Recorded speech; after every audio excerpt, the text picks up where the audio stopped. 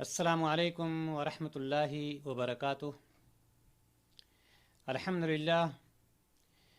للہ رب العالمین والعاقبۃ للمتقین ولا عدوان الا علی الظالمین والصلاة والسلام علی اشرف الانبیاء والمرسلین نبینا محمد وعلی آلہ وصحبہ اجمعین، اما بعد۔ تمام قسم کی حمد و ثنا، تعریف و توصیف، بڑائی اور بزرگی اس وحدہ لا شریک کے لیے جو خالق کائنات اور مالک ارض و سما ہے، جس نے دنیا و ما فیہا کو پیدا فرمایا اور اس کے بعد آخری نبی جناب محمد رسول اللہ صلی اللہ علیہ وسلم پر ان گنت بے شمار درود و سلام۔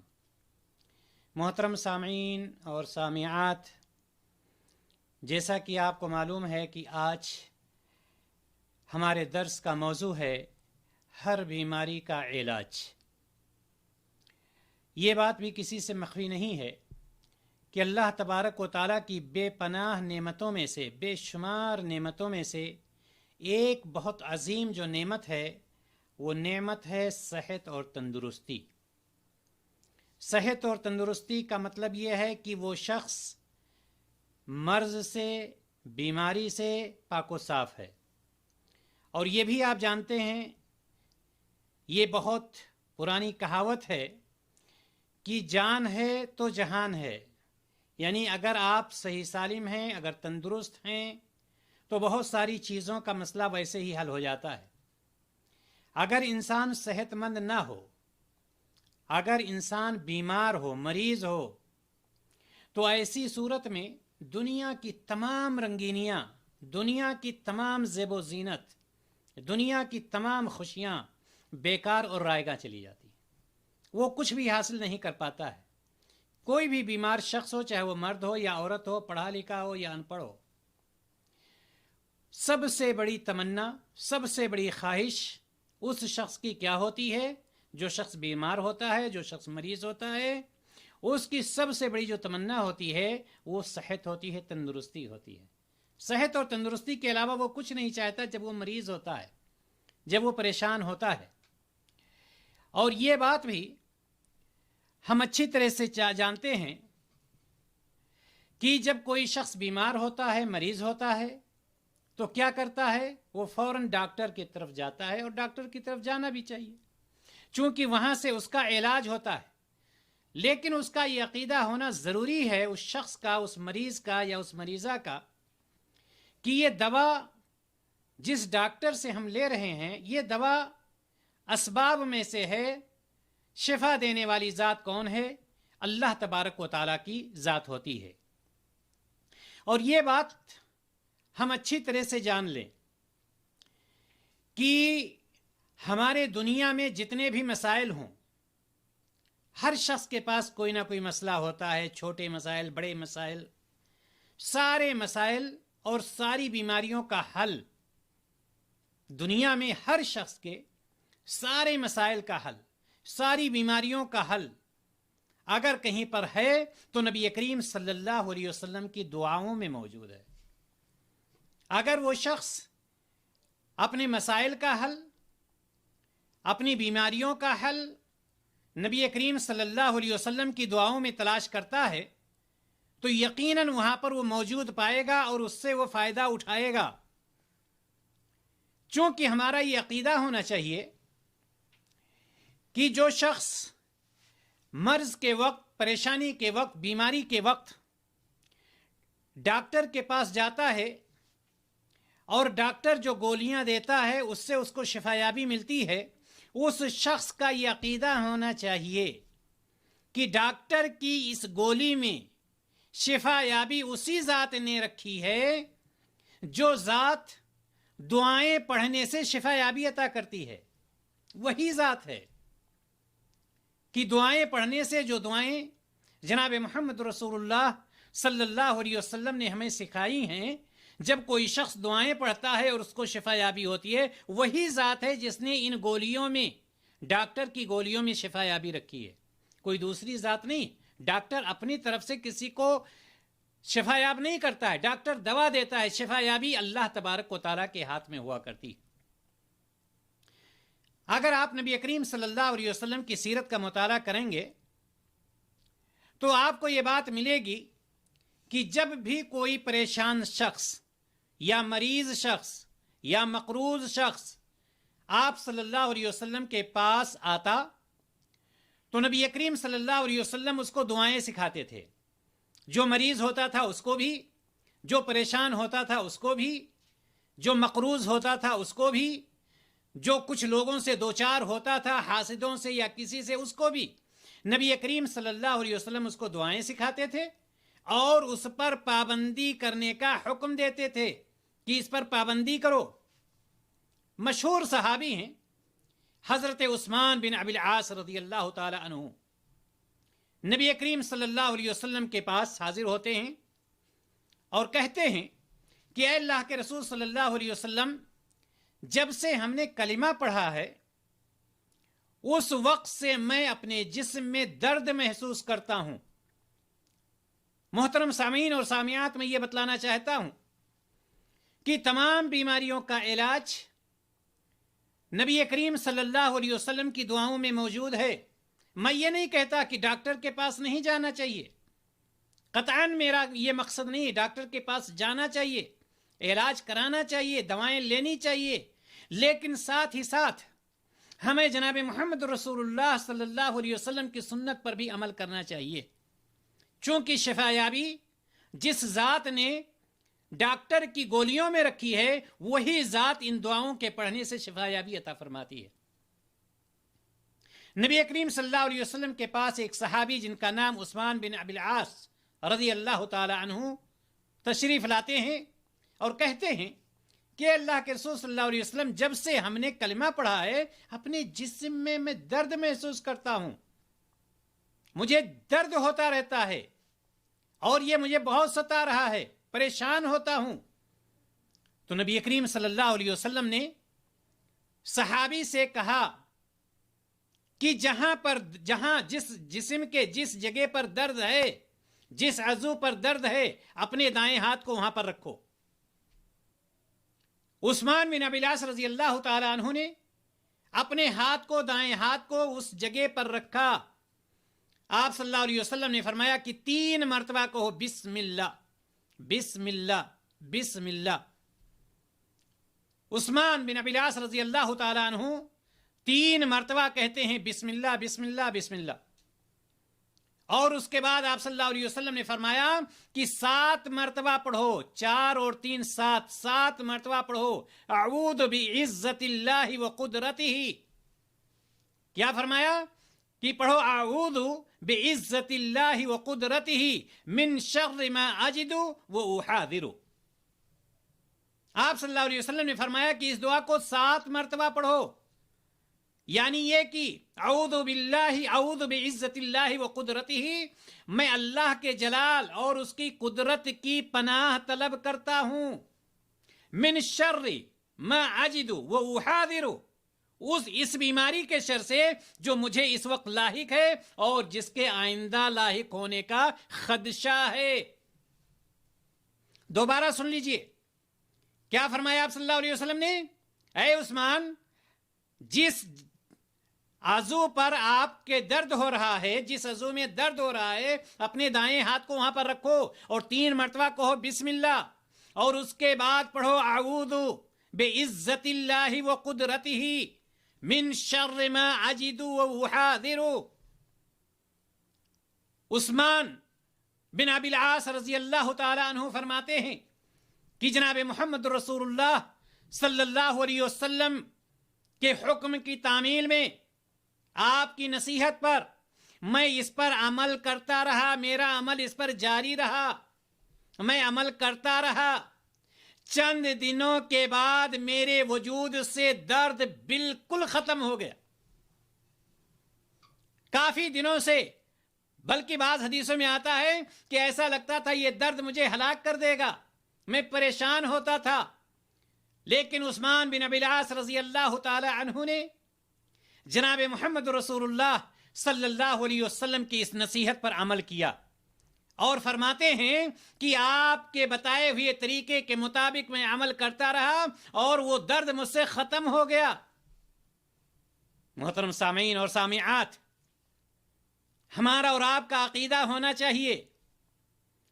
याद रखिए, नबी करीम सल्लल्लाहु अलैहि वसल्लम ने जो दुआएं बतलाई हैं, अगर हम उस पर अमल कर लेते हैं तो यकीनन हमें शफायाबी, अल्लाह ताला की ज़ात से उम्मीद है कि हमें शफायाबी मिलेगी।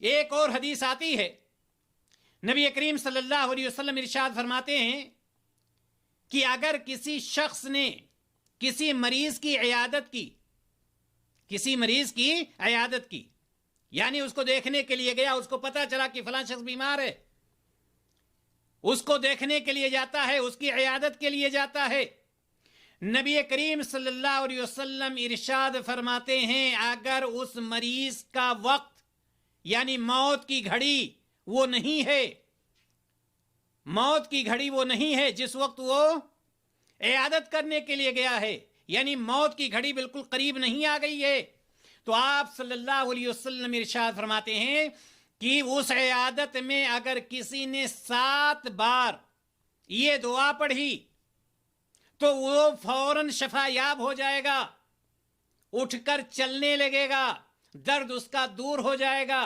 परेशानी उसकी दूर हो जाएगी। अगर उसकी मौत का वक्त नहीं आ गया है तो कौन सी वो दुआ है? बहुत छोटी सी दुआ, अस्अलुल्लाहल अज़ीम। क्या फरमाया सल्लल्लाहु अलैहि वसल्लम ने 7 मरतबा पढ़ने के लिए?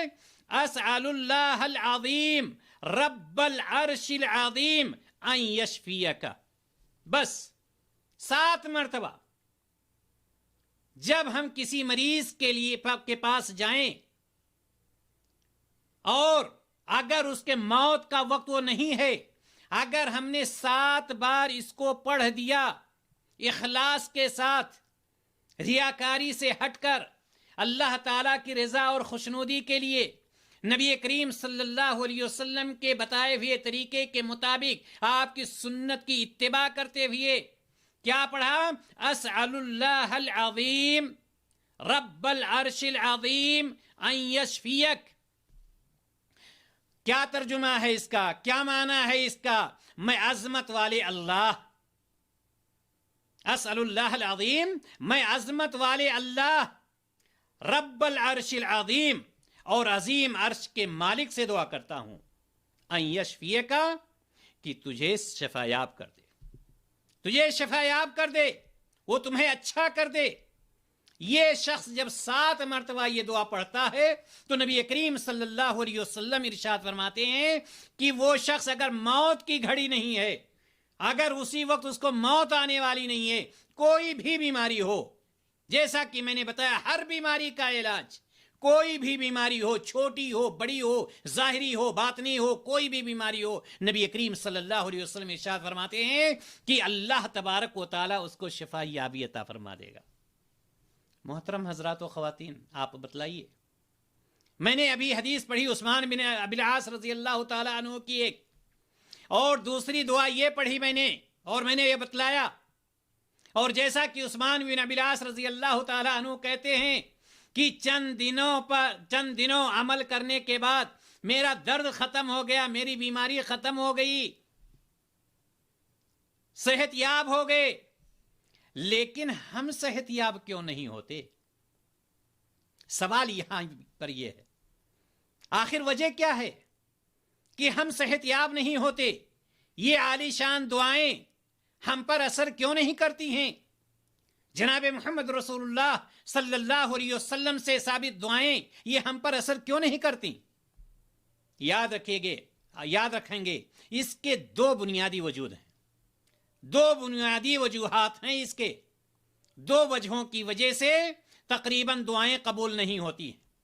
नंबर 1, ये तो मैंने 2 मिसालें दी हैं, 2 हदीसें मैंने पेश की हैं।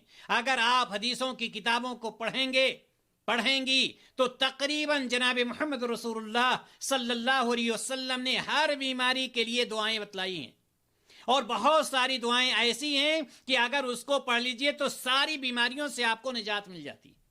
हदीस की किताबें भरी पड़ी हुई हैं।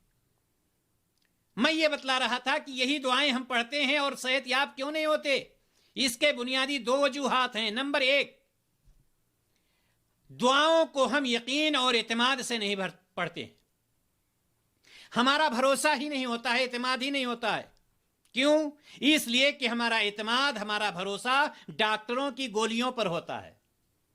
हम दुआ पढ़ते हैं तो शक व शुबा में रहते हैं, पता नहीं सही होगा या नहीं होगा, चलो पढ़ लिए, क्योंकि हमारा पूरा जहन, हमारा पूरा फोकस किस पर होता है? डॉक्टरों की दवाइयों पर होता है, डॉक्टरों की गोलियों पर होता है। पहले से ही हम शक के शिकार होते हैं। एक वजह तो यह होती है कि सेहतयाब इंसान नहीं होता। दूसरी वजह क्या होती है? हम पाबंदी से दुआओं को पढ़ते नहीं। अगर दिल में आया कभी पढ़ लिया, नहीं तो नहीं पढ़ा। आप अंदाजा लगाएं, एक डॉक्टर के पास आप दवा लेने जाते हैं और दवा लेकर के उसके पास आते हैं और पूछते हैं, डॉक्टर साहब हमें कैसे खाना है? डॉक्टर साहब के पास 3 गोलियां हैं, 3 तरह की गोलियां हैं, यानी एक गोली के बारे में डॉक्टर साहब बतलाते हैं पूरे दिन में 1 ही बार खाना है, दूसरी के बारे में बतलाते हैं कि दिन में दो बार खाना है 24 घंटे में, और तीसरे के बारे में बतलाते हैं कि 24 घंटे में 3 बार खाना है। आप वहां पर थोड़ा सा डिस्टर्ब हो जाते हैं, फौरन अपने आप को हाजिर करते हैं, डॉक्टर साहब से कहते हैं, डॉक्टर साहब इस डिब्बे पर लिख दीजिए, दवा पर लिख दीजिए, कौन मुझे 24 घंटे में 1 मरतबा खाना है, कौन सी दवाई 2 मरतबा खाना है, और कौन सी दवाई 3 मरतबा खाना है। आप लिखवाते हैं, समझते हैं, और अभी वहां से हटते नहीं हैं आप। अभी क्या बाकी है? अभी बाकी ये है कि आप पूछते हैं कि डॉक्टर साहब ठीक है, ये तो खाने का तरीका बतला दिया आपने, लेकिन हमें वो कौन सी चीजें हैं जिनसे परहेज करना है? डॉक्टर साहब बतलाते हैं, चूंकि आपको खांसी आ रही है, ठंडी चीज मत पीना, ठंडी चीज मत खाना। आप जब तक सेहतयाब नहीं हो जाते हैं, चाहे वो ठंडा पानी हो, चाहे कोई ठंडी चीज हो, आप उसको हाथ नहीं लगाते हैं। सही या नहीं सही? ये हलाल चीजें हैं जो डॉक्टर ने कहा, चाहे वो डॉक्टर मुस्लिम हो या काफिर हो, उस डॉक्टर ने कहा ठंडा पानी नहीं पीना है, आप नहीं पीते हैं, उसकी बात पर अमल कर लेते हैं। लेकिन वही चीज जब अल्लाह तबारक व तआला कहता है, शरीयत इस्लामिया कहती है कि दुआ कबूल होने के लिए कुछ शर्तें हैं, दुआ कबूल होने के लिए कुछ आदाब हैं, उसका हम ख्याल ही नहीं करते। डॉक्टर की बात पर हम अमल करेंगे, जो दवा 24 घंटे में 1 बार का 1 बार खाएंगे, जो 2 बार खाना है 2 बार खाएंगे, जो 3 बार का है 3 बार खाएंगे, यानी उसकी पूरी बताई हुई शर्तों पर हम अमल करेंगे। लेकिन दुआओं के कबूल होने के लिए जो शर्तें हैं, दुआओं के कबूल होने के लिए जो आदाब हैं, उसका हम कोई लिहाज नहीं रखते हैं। हमारी दुआएं कैसे कबूल होंगी? मोहतरम हज़रात व ख़वातीन, बात को ना बढ़ाते हुए हम अपनी बात को यहां पर खत्म करना चाहेंगे कि हमें अपने इलाज के लिए या अपने मरीजों के इलाज के लिए इस बात का ख्याल रखना चाहिए कि हम दवा पर जिस तरह से एतमाद करते हैं, इससे कहीं ज्यादा हम अल्लाह तबारक व तआला ने जो अपने प्यारे रसूल सल्लल्लाहु अलैहि वसल्लम के जरिए से हमें दुआएं बतलाई हैं, उस पर हम यकीन और भरोसा करें। जिस तरह से हजरत उस्मान रजी अल्लाह तआला अन्हु ने भरोसा किया और उनका मर्ज जाता रहा और वो सेहतयाब हो गए। दूसरी बात मैं ये कहना चाहूंगा कि हमें ये चाहिए और ये सुन्नत है कि अगर कोई मरीज हो जाता है तो हम उसकी इयादत करें, देखभाल करने के लिए जाएं, और वहां पहुंचकर हम गपशप में न लग जाएं। वहां पहुंच करके हमें यह चाहिए कि हम दुआ सलाम करें, हाल चाल पूछें और उससे कहें ला बअस तहूरुन इंशाअल्लाह। नबी करीम सल्लल्लाहु अलैहि वसल्लम जब किसी मरीज के पास जाते थे तो क्या कहते थे? ला बअस तहूरुन इंशाअल्लाह ताला, कोई फिक्र की बात नहीं है। लाबास, कोई फिक्र की बात नहीं है। तहूरुन इंशाअल्लाह, अगर अल्लाह ने चाहा ये मर्ज गुनाहों से पाक करने वाला होगा, यानी आपको गुनाहों से पाक कर देगा। और फिर हम 7 मरतबा वही दुआ पढ़ें जो नबी करीम सल्लल्लाहु अलैहि वसल्लम ने हमें और आपको सिखलाया है कि अगर कोई इयादत करने वाला किसी के पास जाता है, अगर मौत का वक्त नहीं है, कैसी भी बीमारी हो, अगर 7 मरतबा इस दुआ को पढ़ता है तो इंशाअल्लाह ताला वो शिफायाब हो जाएगा, उठकर चलने लगेगा, उसकी परेशानी दूर हो जाएगी, उसकी तकलीफ दूर हो जाएगी। और वो कौन सी दुआ है? अस्अलुल्लाहल अज़ीम रब्बल अर्शिल अज़ीम अन यशफियका। ये कितनी मरतबा उसको पढ़ना चाहिए? 7 मरतबा पढ़ना चाहिए। 5 और 2 7 मरतबा पढ़ना चाहिए। हम अल्लाह तबारक व तआला से ये दुआ करते हैं कि इलाहुल आलमीन हम सबों को सारी बीमारियों से महफूज रखे, और जो लोग बीमार हैं उन्हें अल्लाह तबारक व तआला शिफायाबी अता फरमाए। इलाहुल आलमीन हमें जनाब मोहम्मद रसूलुल्लाह सल्लल्लाहु अलैहि वसल्लम के बताए हुए तरीके के मुताबिक सुन्नत पर अमल करने की तौफीक अता फरमा। वाखिरु दावाना अनिल हम्दुलिल्लाहि रब्बिल आलमीन। अस्सलामु अलैकुम व रहमतुल्लाहि व बरकातुहू।